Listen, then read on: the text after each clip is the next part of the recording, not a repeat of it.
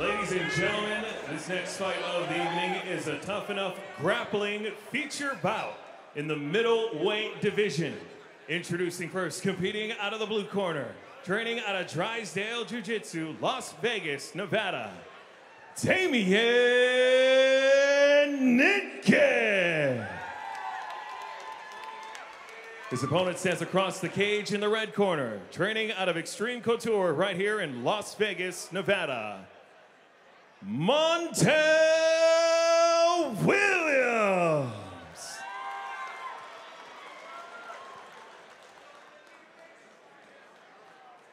All right, gentlemen, we went over the rules in the corners. This is a 6-minute submission-only match. There is no points scored. If there are no submissions after 6 minutes, you will each get a 1-minute overtime round where you will get advantage. The only thing scored in overtime are reversals and escapes. Do you both understand? Great, shake hands. When I cue you, come out. All right, so here we go. We've got ourselves one 6-minute round on the clock. Damien Nitkin is wearing the black and the purple. Montel Williams is wearing the blue and the black. Submission only, so that's the only thing that's going to get them points in this fight. Now, if Montel Williams sounds familiar, that's because that's Montel Williams' son. Yeah, yes, the talk show host. Yeah, Montel Williams has fought here in the Tuff-N-Uff cage before. I really like this special feature with the grappling match. You know, you see, obviously, you know, Abu Dhabi is kind of known as the king of all grappling tournaments, but you see Metamoris has been doing with over 50 million Americans. You've heard people compare buying a new car kind of a great way for guys to stay busy, to continue to hone their skills, to continue working competition, even if they're not able to take a full. Will no longer be. Curtis Steel Incorporated. Metro recently now. 6-minute round is what we've got set here, and then we'll have 2 overtime rounds where there will be an advantage, as you heard. Ooh. Tried to jump to the guillotine there. Only reversals and escapes will be counted in those overtime rounds if necessary. Metro recently announced Two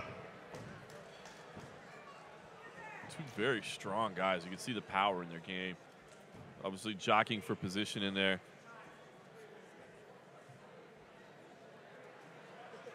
The amount of energy that takes in that position, you know, you've got somebody pulling down on your neck, basically trying to get you below their level, push you down. They can possibly attack the neck as well. A lot of strength there from Nitkin as well. A lot going on here in these positions.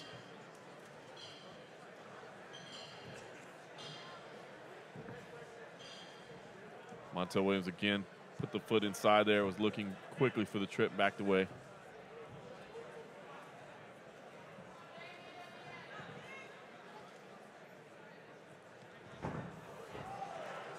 Damien Nitkin is on the bottom right now. He is wearing the purple.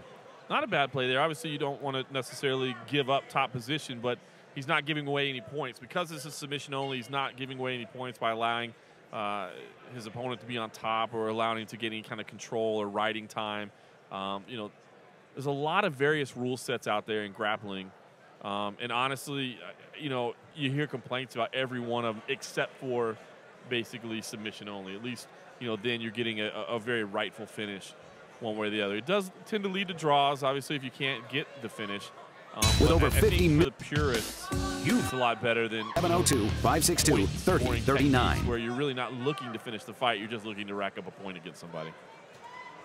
Safe to say that being on the bottom is actually an advantage in a pure grappling match like this, as there's more submissions available to you? It can be. I mean, certainly from the top, you've got a lot more flexibility in terms of what you can do and moving out to different positions. But from your back, you can definitely threaten, and you do have a lot of options. Nice sweep to the top there, but Montel Williams has the neck. He does have the neck. But you see Nitkin doing a great job of controlling the legs and keeping Montel Williams from really getting any pressure on that. Nice work there from Damien Nitkin. You wouldn't expect anything less from somebody coming out of Robert Drysdale's academy here. Herbal Herb's Garage. Yeah, 2 excellent academies battling it out here. Nitkin representing Drysdale Jiu-Jitsu, and then Montel Williams is fighting out of Extreme Couture. So 2 programs that are well known for their grappling. And so far we see really the 2 products here inside of the cage putting on a showcase of just how good they are, and you can tell that they both train with some very top-level individuals at their respective camps.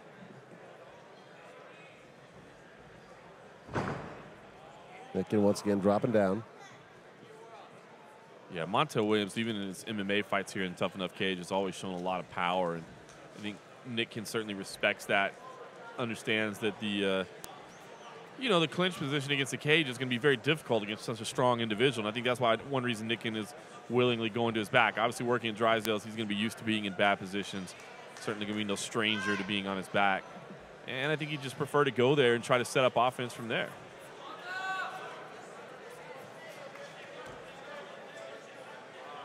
Montel Williams has the Kimura grip there. Yeah, he's looking for it. You can tell.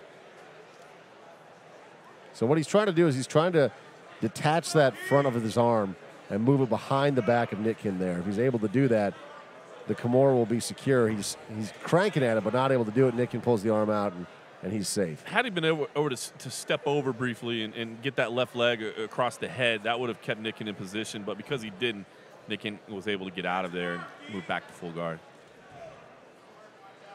Just over a minute left here in this first and solitary 6-minute round. Again, if this goes to a stalemate, it will push to 2 overtime rounds of just 1 minute apiece. Montel Williams going to try to get the kind of a modified guillotine there.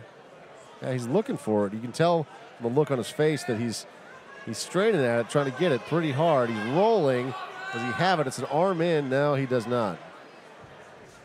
Nitkin just rolled right through that. Now he's in side control. 35 seconds left. Enough time if he can go work to something quickly. He's got the knee on belly, stepping over the mount. Beautiful slide to mount. Montel Williams, an excellent sweep. Felt the transition. Beautiful work from both men.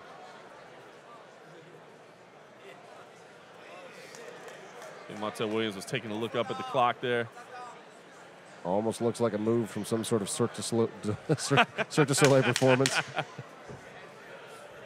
Final seconds here. Montel Williams going to go right to the final belt. See, that's what he should have done earlier. He stepped over there. You can get a lot more tension. Yeah. Trying to crank it, too little, too late. That is the end of this single 6-minute round. We're going to go to 2 overtime rounds of 1 minute apiece.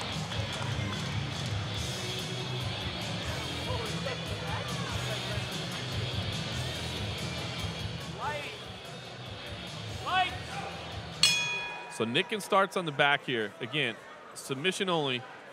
He starts the advantage. Montel Williams has to defend. Now, if Montel Williams can reverse or escape, he can set himself up for a victory, even in defense.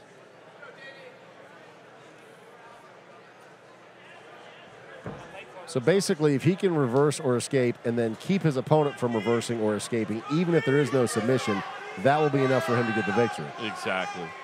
But right now, you can see Nitkin, the Drysdale student, looks very firm on the back right now.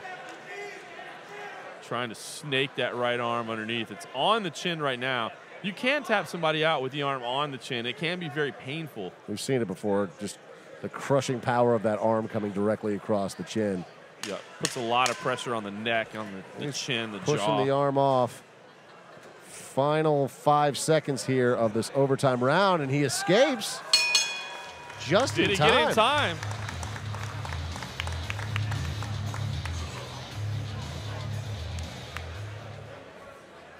We don't have an official signal from the referee yet, but it looked like an escape. I thought he got it in time.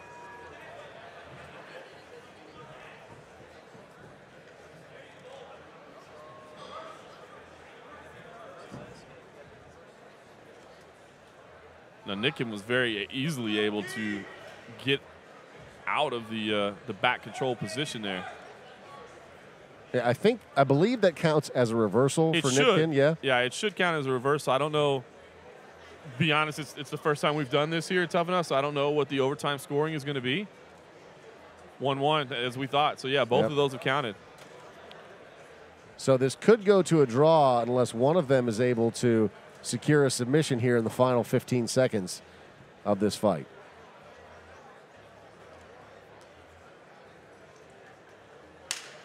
You see Nitkin, he does have the left wrist control there. Going to try to do kind of a modified arm lock there.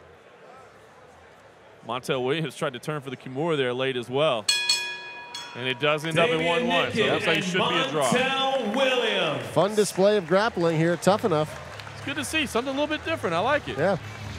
From the Reddit Grand Prix to a pure grappling match. Tuff-N-Uff mixing it up a little bit. I like it.